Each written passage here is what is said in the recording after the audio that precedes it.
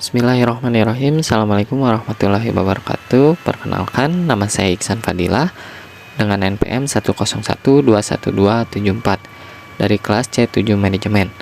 Video ini saya buat untuk memenuhi tugas mata kuliah Pendidikan Agama Islam, yang dimana saya akan menjelaskan sedikit pemahaman tentang Ma'rifatul Rasul. Alhamdulillahirabbil alamin, wassalatu wassalamu ala asrofil anbiya'i wal mursalin wa ala alihi sayyidina Muhammadin wa ala alihi wa sahbihi ajmain, amma ba'du. Segala puji bagi Allah yang telah memberikan beribu kesemangatan kepada kita sekalian sehingga mampu mendengarkan pemaparan materi ini. Salawat serta salam tak lupa mari kita limpah curahkan kepada Nabi besar Muhammad sallallahu alaihi wasallam yang telah membawa kita dari zaman jahiliyah ke zaman terang benderang seperti sekarang ini. Tidak lupa kepada keluarganya, sahabatnya, dan pengikutnya, hingga kepada kita semua diberikan syafaatnya hingga yaumul akhir. Amin ya robbal alamin. Pada kesempatan kali ini, saya akan menjelaskan sedikit mengenai Ma'rifatul Rasul. Ma'rifatul Rasul yaitu mengetahui bahwasanya Muhammad adalah Rasulullah, penyampai ajaran dari Allah.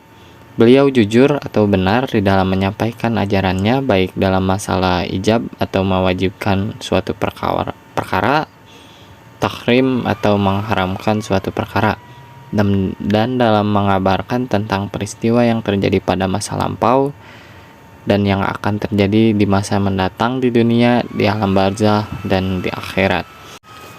Kemudian ciri-ciri Rasulullah. Yang pertama, memiliki sifat asasiyah. Sifat asasiyah ini terdiri dari sidik, amanah, tabligh, dan fatonah. Sifat ini harus dimiliki oleh setiap rasul yang mengemban atau membawa risalah dari Allah Subhanahu wa Ta'ala. Yang kedua, memiliki mukjizat. Seperti salah satu contohnya adalah mukjizat Rasulullah Shallallahu alaihi wasallam ketika membelah bulan. Allah berfirman dalam Quran surat 54 ayat 1-2, yang artinya telah dekat datangnya saat itu dan telah terbelahnya bulan. Dan jika mereka orang-orang musyrikin melihat sesuatu tanda mukjizat, mereka berpaling dan berkata, ini adalah sihir yang terus-menerus. Yang ketiga, berita kedatangannya. Dalam Al-Quran Allah mengatakan, Quran surat Asy-Syaff ayat 6, yang artinya, dan ingatlah ketika Isa putra Maryam berkata, hai Bani Israel, sesungguhnya aku adalah utusan Allah kepadamu, membenarkan kitab yang turun sebelumku, yaitu Taurat, dan memberi kabar gembira dengan datangnya seorang Rasul yang akan datang sesudahku, yang namanya Ahmad atau Muhammad. Maka tatkala itu Rasul datang kepada mereka dengan membawa bukti-bukti yang nyata. Mereka berkata, ini adalah sihir yang nyata. Yang keempat, berita kenabian. Setiap Rasul senantiasa membawa perintah Allah untuk mengajak umatnya ke jalan yang baik. Perihal kerasulan mereka pun Allah beritahukan. Dalam Al-Quran Allah berfirman, Quran surat Al-A'raf ayat 158, yang artinya, katakanlah, hai Muhammad, sesungguhnya aku adalah utusan Allah kepadamu semua, yaitu Allah yang mempunyai kerajaan langit dan bumi. Tidak ada Tuhan yang berhak disembah selain Dia, yang menghidupkan dan mematikan, maka berimanlah kamu kepada Allah dan Rasul-Nya. Nabi yang ummi yang beriman kepada Allah dan kepada kalimat-kalimatnya atau kitab-kitabnya, maka ikutilah Dia supaya kamu mendapat petunjuk. Yang kelima, adanya hasil dari dakwah yang dilakukannya. Hal ini dapat kita lihat pada hasil dakwah Rasulullah Shallallahu alaihi wasallam, yang dari segi kualitas mereka memiliki keimanan yang sangat kokoh, tidak tergoyahkan oleh apapun juga. Kemudian dari segi kuantitas, jumlah mereka demikian banyaknya, tersebar dari seluruh pelosok jazirah Arab, bahkan melewati jazirah Arab. Kemudian sifat-sifat Rasulullah. Yang pertama adalah sebagai manusia sempurna.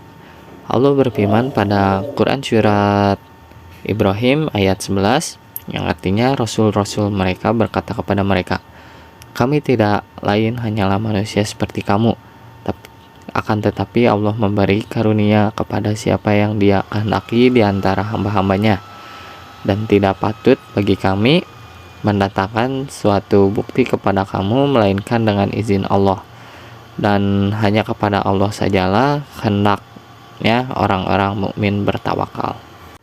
Ciri-ciri Rasul yang kedua yaitu terpelihara dari kesalahan.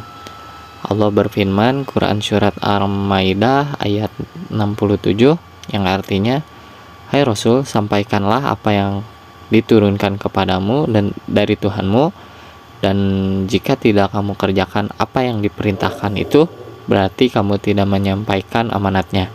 Allah memelihara kamu dari gangguan manusia. Sesungguhnya Allah tidak memberi petunjuk kepada orang-orang yang kafir. Lalu yang ketiga adalah benar. Sifat-sifat Rasul yang ketiga adalah benar. Allah berfirman pada Quran Surat An-Najm ayat 3-4, dan tiadalah yang diucapkannya itu Al-Quran menurut kemauan hawa nafsunya. Ucapannya itu tiada lain hanyalah wahyu yang diwahyukan kepadanya.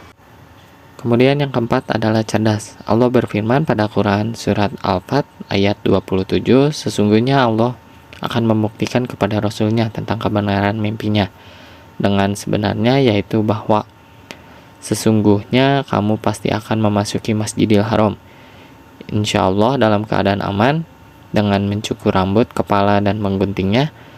Kamu tidak merasa takut, maka Allah mengetahui apa yang tiada kamu ketahui, dan Dia memberikan sebelum itu kemenangan yang dekat. Kemudian yang kelima adalah amanah. Allah berfirman pada Quran Surat Al-Haqqah ayat 44-46, seandainya dia Muhammad mengada-adakan sebagian perkataan atas nama kami, niscaya benar-benar kami pegang dia pada tangan kanannya, kemudian benar-benar kami potong urat tali jantungnya. Yang keenam adalah menyampaikan. Allah berfirman pada Quran Surat Al-Maidah ayat 67, hai Rasul, sampaikanlah apa yang diturunkan kepadamu dari Tuhanmu, dan jika tidak kamu kerjakan apa yang diperintahkan itu, berarti kamu tidak menyampaikan amanatnya. Allah memelihara kamu dari gangguan manusia, sesungguhnya Allah tidak memberikan petunjuk kepada orang-orang yang kafir.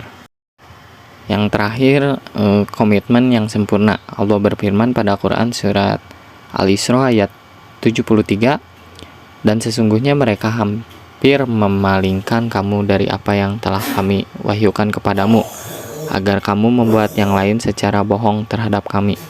Dan kalau sudah begitu, tentulah mereka mengambil kamu jadi sahabat yang setia. Demikian pembahasan yang dapat saya sampaikan pada kesempatan ini. Semoga dapat bermanfaat bagi kita semua dan dapat kita aplikasikan dalam kehidupan sehari-hari. Lebih dan kurangnya mohon dimaafkan. Yang benar datangnya dari Allah Subhanahu wa Ta'ala, dan yang salah atau khilaf itu datangnya dari saya pribadi sebagai manusia biasa yang tidak pernah luput dari salah, khilaf, dan dosa. Sekian, wassalamualaikum warahmatullahi wabarakatuh.